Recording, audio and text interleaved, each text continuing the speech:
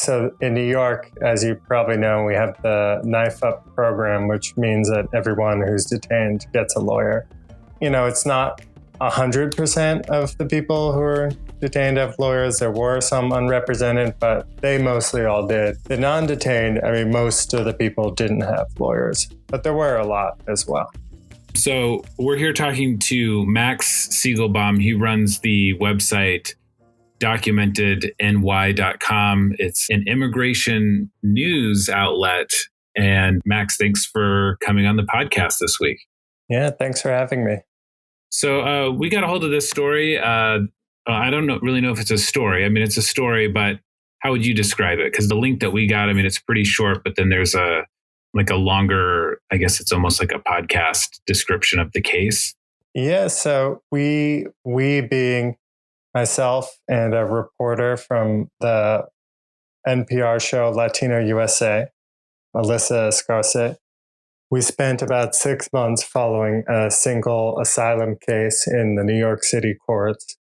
It was a young couple from Guatemala who had fled after extortion attempts by a local gang there.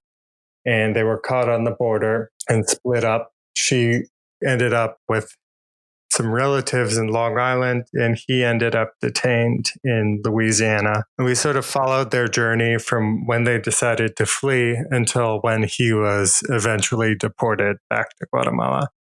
And now they're separate, sort of figuring out what to do next. She was pregnant when they fled and ended up giving birth while he was in detention. And originally they were going to go back together, but now the calculus has been changed because they have an American citizen child, and it's a hard decision to make. Oh, so are her proceedings ongoing then, since she's on the non-detained docket? Yeah, exactly. Okay. So they're also facing, the possibility, I guess, maybe it's remote, but that she would win and then be able to bring him back. And so they're kind of caught in between. Yeah, exactly. And it's a tough situation. It's obviously much more safe here and there are much more opportunities, but their family is separated. So I think in reading this piece, one thing that struck me, I'm interested to get your perspective on the immigration courts as an outsider, because you start this story with a little anecdote about a judge calling a telephonic attorney and the call going to voicemail, and the judge saying, I'm not even going to try calling back. He gets one shot. And I think that immigration attorneys, Matthew, maybe you can back me up on this, have a little bit of Stockholm syndrome, because I read that and my first reaction was to say, that goddamn attorney wasn't by his phone. And what's his problem? I'm just so used to... I did not say that because I have empathy. well, the point is... No, I said the same thing. Yeah, that's a dynamic I've seen many times. I had a judge, we have a judge in Seattle who writes on when he grants telephonic, he writes by hand on the order that he's going to give me 3 rings. And if it goes over 3 rings, then I lose my telephonic privileges for life. So I'm just curious, what struck you as an outsider being inside this system? I think I was just baffled by all of the sort of archaic things that still go on. When we were in the courts, New York City was going through some changes. The judges were being moved around a lot. They had opened a new courtroom, and we kept running into this thing of people arriving at the courthouse and going to the door of the courtroom, and there's just being a piece of paper saying, your case has been canceled. We're going to send you a letter in the mail that will tell you when the new date is. Nowadays, not specifically right now, but generally, you go to a restaurant and they can text you when your table's ready. It's just pretty baffling to me that they're still relying on this system, which has so many problems, especially when getting people's addresses right. And Max, that's not kind of fair. They also use Twitter now. which is great for my clients, because Stephen, I'm sure your client, now they're all over Twitter, aren't they? Oh yeah, they're I got a good combo of keyboard warriors and posters as clients, and luckily the in between bushels of apples are tweeting out. What's kind of interesting about that, Max, is, they have a hotline. It's an 800 number that has a Spanish option, 1 for English, 2 for Spanish. And you can very easily put in your alien number and hear when your next hearing is. This number has existed for as long as I've been practicing, and probably longer. And they don't give it out. ICE and Border Patrol, when they apprehend people at the border, they just tell people that something will come in the mail. It would take, 3 seconds to write down the number and give people instructions on how to be checking regularly. The immigration court could have posted the 800 number and said, call this number once a week and check to find out when your hearing is. Obviously under the statute, they have obligations to advise people in writing, which is good. But the fact that the tools you're describing exist and aren't utilized says something else, I think, about the court. Right. Well, I mean, they also don't update that 1-800 system. That we just got an email just a few minutes ago that non-detained cases are continued through June 12th. So no non-detained hearings in immigration court through June 12th.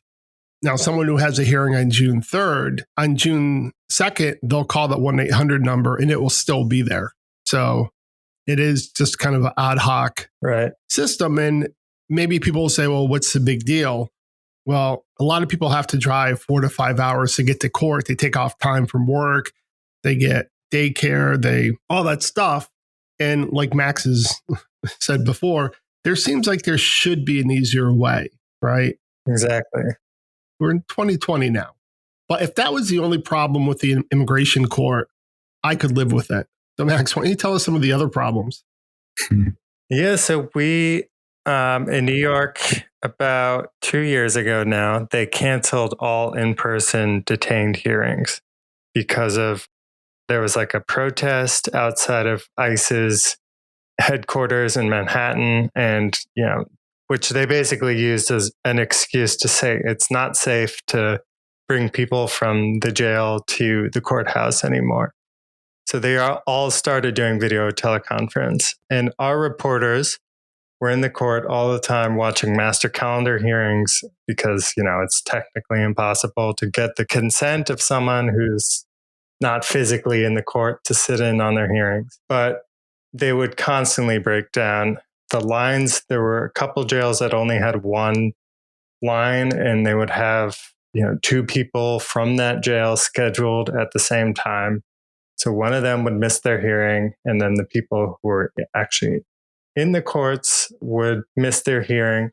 So we saw a lot of that. And, the subtext being these delays just mean they have to spend more time in jail, which is pretty fundamentally unfair. In addition to that, which is what we go into a lot in the podcast, you just get this sense that the judges are pushing things as fast as it can possibly go. And the person we follow, his name is Elvis, and we go to his hearings. He's detained in Louisiana. He has his first hearing in Batavia, New York, near Buffalo.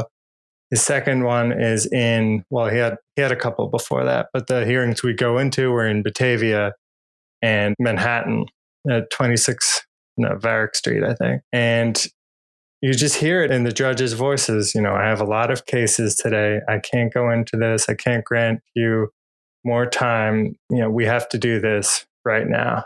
And for Elvis, what that meant was being denied bond and ultimately being deported. And the thing that's kind of harder to quantify than video conferencing delays leading to more jail time is this whole crop of new judges that we have. And we go into it in the piece. The judge he had in New York City was brand new. I think he'd been on the bench for maybe 3 weeks. We actually got his job application through a FOIA request. Nice. And he literally said in the application, I have no immigration experience, but I still feel I'm qualified for this job. And that's what Stevens says, by the way. That's exactly right. It's a good line. I find that honesty really pays off in a job application. So it's the most important. What experience did he have though? Was it as like a army judge or? He was exactly, yeah. I think he was an army judge. I'm not 100% sure, but he was in the military court system first, I think, as a prosecutor and then as a judge for a number of years. Do you know, are these people like, is someone telling them to apply? Because I don't know, like, do you have any color as onto like how these judges are coming to apply to be judges? Because it just seems kind of weird. I mean, I would never think of like, oh, you know what, I'm going to be a Social Security judge. It just wouldn't even cross my mind. I'm not in that realm, right? Do you have any color on that or? No, I wish I did, but I don't. It does seem to be a lot of ex-military lawyers or judges going into the system these days. It's a good thing immigration law is really like pretty straightforward and uncomplicated though. Yeah. I mean, but tell us about how the substance of the hearing went. So, I mean, maybe people listen, okay, well, you know, maybe it was a little rough around the edges as far as the video and the telephonic, but how would you describe the substance? So he had a few hearings before, really the meat of the proceedings. And they're kind of random. He was in Louisiana. They were scheduled in Batavia for some reason that no one was ever really able to explain to us. And while he was there, his attorney missed the phone call. The judge made him continue. He gets transferred to another judge who finally transfers him to this judge in New York City, Forrest Hoover. And he is luckily, his lawyer was suspended from the practice of law. And in this process, I think it was his paralegal or someone sent him to the attorney who we eventually spoke to, Jody Ziesmer at the New York Legal Assistance Group, who was a great lawyer and took his case very seriously. And she was able to prepare very quickly. I think she said she got his case 10 days before the hearing. She was able to prepare his bond application and kind of use all the evidence his previous lawyer, who had been suspended, had collected and submit that to the court and go through with the hearing. And she made her case for why he wasn't a flight risk or a danger to community. And the judge just said, I'm denying your application. I don't feel that you, forget what his words were exactly, but like, I don't feel that you meet the criteria for not being a flight risk. And Jody asked for an explanation and he just didn't provide one. Yeah, it's funny. You get that a lot because I've had a judge like deny a continuance. They'll say, you have not shown good cause. And I'm like, well, can you explain that? And they're like, you did not show good cause. And that's it. And it's like, but yeah, and you get judges like, oh no, he's a flight risk. It's like, why? Because he is. And it's shocking. Or you failed to meet your burden, which I mean, I think is technically all they have to say. And it's frustrating too, because you can appeal and, maybe 3 months down the road, the Board of Immigration Appeals will get the judge to issue a written decision. So at the time, the judge doesn't have to articulate literally anything. But if you happen to appeal, which most people don't do because the appeal will take longer than the case. But if you happen to appeal, then 3 months later, the judge will write out some long, convoluted thing where they're making up reasons. Right.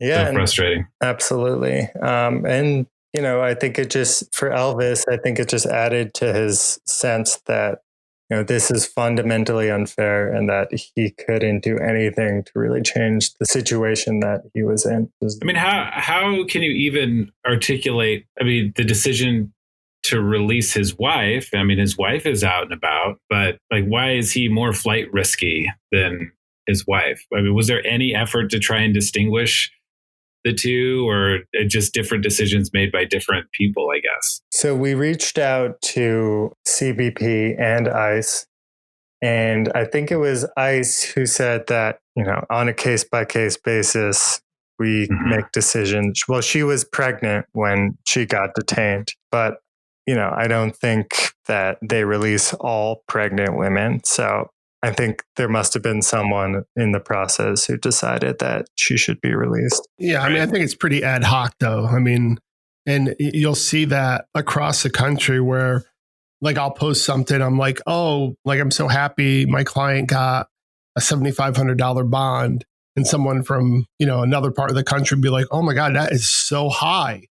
Here, we're getting $2,500 bonds. And then someone else will say, oh my God, I can't believe your client actually got a bond. Mm-hmm. And so there are no standards, right? There's flight risk and danger. And there are some board cases that kind of spell out what those things mean, but not in very great detail. And like Stephen's saying, like, it's almost worthless to appeal.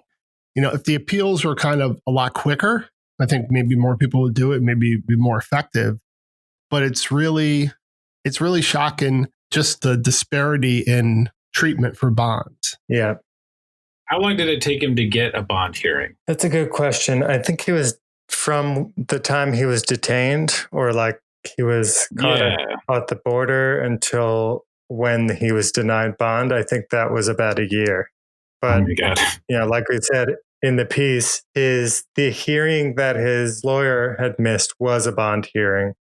And he told us that everyone else who was on the docket that day with the same judge had gotten bond, which is also incredibly frustrating and difficult for him. Yeah, I mean, that's why some people who nowadays, if someone goes in immigration custody and you're able to get a bond hearing within 2 weeks, that's really quick. It used to be not too long ago, I would have a bond hearing within a couple days. But now 2 weeks is really, really quick. And just anyone imagine being away from their family, away from their job for 2 weeks. How many people could really survive that? People lose their jobs over it. They lose housing. It's really, so even the best case scenarios now are really bad. And yeah, someone not having a bond hearing for 1, 2, 3 months is not uncommon. Yeah. So what happens after that? So he gets denied bond, and they had scheduled the individual hearing for the same day. And at that point, Jody said that she couldn't feel she could ethically represent Elvis in his individual hearing because she just didn't have the time to really prepare and make an argument and kind of get all the testimony that she needed. But the judge just said, well, we have to continue.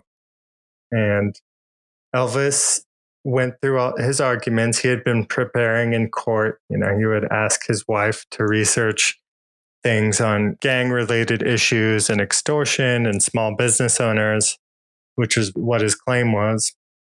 After he had gotten the extortion call, or after his family had gotten the extortion call, they had gone to the Guatemalan federal police, which he says was the equivalent of the FBI.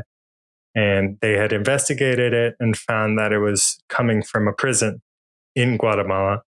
So that was another element that he kind of used to try and make his case as strong as possible. And the judge did most of the questioning of his story and kind of like... Was the attorney allowed to withdraw or not? She was, yeah. Oh, okay. So the attorney withdraws and then the judge denies his request to... Was he trying to get another lawyer or more time, or was he pretty much down to just move forward at that point? I think he was down to just continue. Okay. And, he did a good job, or as good of a job as anyone who's not trained in legal issues, immigration court legal issues, and knows the system. And the judge basically did the same thing. He said, I find your testimony credible, but I don't feel you reached the criteria for asylum. He said, gave him the option to appeal. And at that point, Elvis had been through so much, and he had spent all this time in detention talking to the other detainees, some of them who had appealed and were waiting for months for their appeal, that he just decided that he wanted to leave. And he got removed to Guatemala, I think it was like November, and January, I think, is when he was returned. So tell us about the government attorney. Did they play any role in there, or did they just kind of rely on the judge? I thought you were going to say, did they play any solitaire during the hearing? Oh, well, we know they did. I mean, that's like a given. I think it was actually Candy Crush. There you go.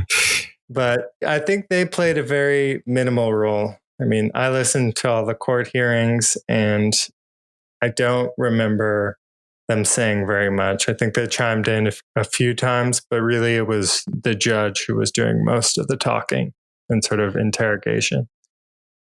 How would you classify the judge's questioning and the questioning coming from DHS? Did there seem to be any desire to try to help the individual?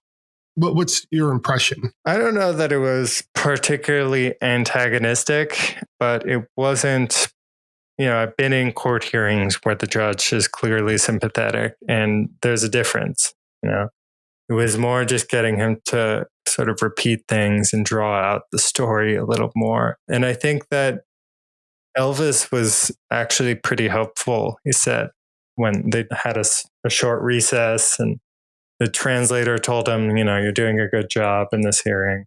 You should be proud. And he thought that it was going to turn out well. And in the end, the judge just said no. Yeah. One thing that is really common, at least in my experience, so judges can issue two kinds of decisions. One is a short order where they really don't have to explain anything. Sometimes they do anyways. They'll give you a little informal, I think you didn't meet this burden or that burden, but they can really just sign a single sheet of paper that says your case is denied. And they do that when people waive appeal. And I've had lots of judges in Tacoma say, if you waive appeal, then we can just be done right now. But if you don't waive appeal, I'm going to have to do this really long explanation of why. And I might, we're kind of up against the clock. I'll probably have to issue a written decision. And I don't know how long that's going to take. It could take me several weeks or, maybe even a month. And so sometimes people, they probably want a detailed explanation, but like your guy, he was so desperate to not be detained anymore. He just took the short order, which means the judge doesn't have to explain anything. And it's really frustrating after so long to not even have a well-articulated reason for not being able to stay. Yeah, absolutely. So now, Max, you've seen like represented and unrepresented. What do you think is the main difference in the two as far as the effect? I mean, because I'm sure I hope you've seen some that have been granted, and I'm sure you've seen quite a few that have been denied. What would you say is a discernible difference between someone who's unrepresented and someone who's represented? I've seen people who are just so disoriented by the whole process that, the judge and the ICE attorney, they're barely able to get through a single hearing. You go into New York's court and you see young kids translating for their parents. And there's just like such a sort of lack of communication and understanding there that it's unclear what information is getting across to anyone. And it's pretty heartbreaking because you just don't know with these people what sort of story they have and why they're here and what chance they have in staying in the country. And we also saw some, lawyers who were not actually lawyers. There's a priest who would represent people in New York's immigration courts, which was very confusing. He had seemingly no formally legal education, but he would just show up anyway. But with a good lawyer, you can really tell how different the whole proceeding is and how, even though it is still really hard to make a case, there is sort of this guidepost for people who, I don't know, it just seems even if they lose, it gives them more hope and it just makes the process less frightening.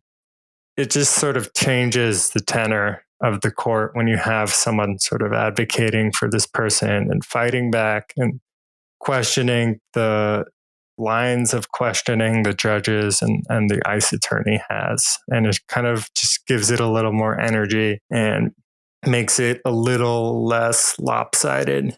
Because a lot of the cases we witnessed, it did seem like it was very much two-sided rather than, a three-party system where everyone's sort of acting independently. The ICE attorneys seem pretty close to some of the judges. Right. I think in Tacoma, they used to all be colleagues. Like they are all literally former ICE attorneys going up against their former buddies. But yeah, so, for people who, I think there's just a sense, most people don't really pay that close attention to immigration. And there's just this sort of sense that like it must be a fair or a just system. Like for people who maybe have those types of family members or that sort of thing, I mean, what's the one takeaway from all this? What can people go away understanding after your months of attending these hearings? To me, a lot of it just seems completely random. And a lot of it made me pretty hopeless. It just, we would meet these people who were fleeing real danger and had every sort of reason to not be in the place they were. And just because they didn't fit these certain parameters, that's it. They had to go. And you don't want to create sort of like a spectrum of suffering, but definitely near the top. And we would also see some hearings where people would come in and they would say like, I got beat up because I was in this church, and then they would get granted asylum. So it's very frustrating to watch all these different judges and see all these different outcomes for cases that seem on their face either similar or, sort of unfair, who gets granted and who doesn't. So do you have a good story about like maybe the worst abuse that you saw? Yeah. In terms of like either from the judge or the government attorney or something that kind of sticks out as like, wow, that was either very mean, it was rude, it was unfair, unjust. Yeah. The one that's coming to mind right now, there were a lot that we witnessed. We saw a few times when the ICE attorney was really, really pushing teenagers. And one, I think she was 16 and she was victim of sexual assault. And they really just were pushing her story and like kind of asking her for more information and pointing out inconsistencies. So there was a lot of instances like that just seemed fundamentally unfair. The first day we had someone in the courts, she sat in on this case of a Salvadoran police officer who was assigned to a gang unit who had been targeted by the gangs and attacked in the middle of the road with his whole family in the car. And they sexually assaulted his wife, according to his testimony. And he had evidence for all of this. But the ICE attorney kept what it was exactly, but kept zeroing in on, I think, an incident that had happened earlier in his life and hammering at that and actually adjourn the case for longer so he could provide more evidence about that. And it just seemed like, he was telling the truth, that he was a police officer, that he was attacked by this gang, and that if the system functioned more correctly, there's a lot someone like that could do in the United States, especially since, that's a whole nother conversation, but there is a lot of focus on that issue in New York and on Long Island specifically. So there's just a lot of these examples where there's a stated purpose of the system, and then there's how it's functioning. And when those two things don't really work together, it's just frustrating to watch. I mean, so how about a moment of grace that you witnessed from either government attorney or the judge, where maybe kind of for a moment gave you some hope? I hope there was at least one. Yeah, absolutely. I remember one of our reporters sat in on a case where this person had been put into deportation proceedings because someone had committed fraud in his name, and that the criminal court system had exonerated him, but he was still on this track to be deported back to Jamaica. And he was gay and had that sort of imminent threat as well. And the judge, found him to be credible and I think granted him asylum or some other form of relief. And it was just, it felt like the right thing was done there. And the judge gave him a nice talk afterwards. And, he had run into some trouble with legal issues, but, she said, I hope you get your life back on track and stay away from that. And, I wish you luck in the future. And it felt like that was the right thing to do in that situation. And there were plenty of examples from that, although usually from judges and less so from ICE attorneys, but they weren't all, gunning for every client. A lot of them were just trying to do the right thing, but often were pretty unsympathetic. I had an ICE attorney once, in his closing, explained why he, opposed relief, and then I think he ended up mentioning he wouldn't appeal. And so we ended up winning cancellation of removal. And then he wanted to give the client a "you're welcome" speech. And I was like, motherfucker, you were just trying to deport this guy 2 seconds ago. You're the whole reason he's here. And now you want to have this paternalistic, welcome to America, "you're welcome" speech. Anyways. Right. No, but I have, I remember specifically early in my career, I probably made a pretty strategic error in calling a witness. And the government attorney tore him up. He was the husband of the woman who was seeking relief. And he kind of tore him up. And then I think he got into it and he felt bad. So he kind of rehabilitated him. It was very odd. And he ended up telling the judge, I think she should be granted relief. Basically, what the government attorney was getting at is that they had been married in the past. They gotten divorced. The husband had gotten remarried, and it was probably all a fake marriage. But I think he really felt sympathetic to the woman. I think his instincts kind of kicked in. And afterwards, he told me, he's like, you never should have called him. And he goes, but she's sympathetic enough. He could have really screwed her over, right? So right. There are, good trial attorneys out there.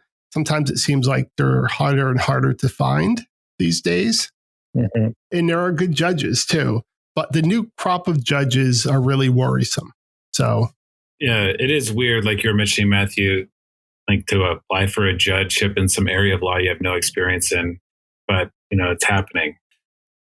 Max Siegelbaum, you're the co-founding editor and senior reporter at Documented. It's a great website. People should check it out. Thank you so much for your work, and we really appreciate your time coming on the show today. Yeah, thank you. It was fun. Yeah, thanks, Mac. And in the future, if you ever have any stories, obviously our podcast is a really big deal. Definitely let us know. Steven's mom is going to be so excited to hear about it. My mom, you're going to get all the clicks from my mom. But no, let us know. We love to have guests on to talk about different things that you guys are looking into. That'd be awesome. So, well, you do know that Matthew will be on our next episode. Is that true? I guess so. Is it? Yeah. We were about Castro Tomb. Oh yeah. Okay. The old Castro Tomb. That guy. Yeah, Matthew really stepped in it with that one.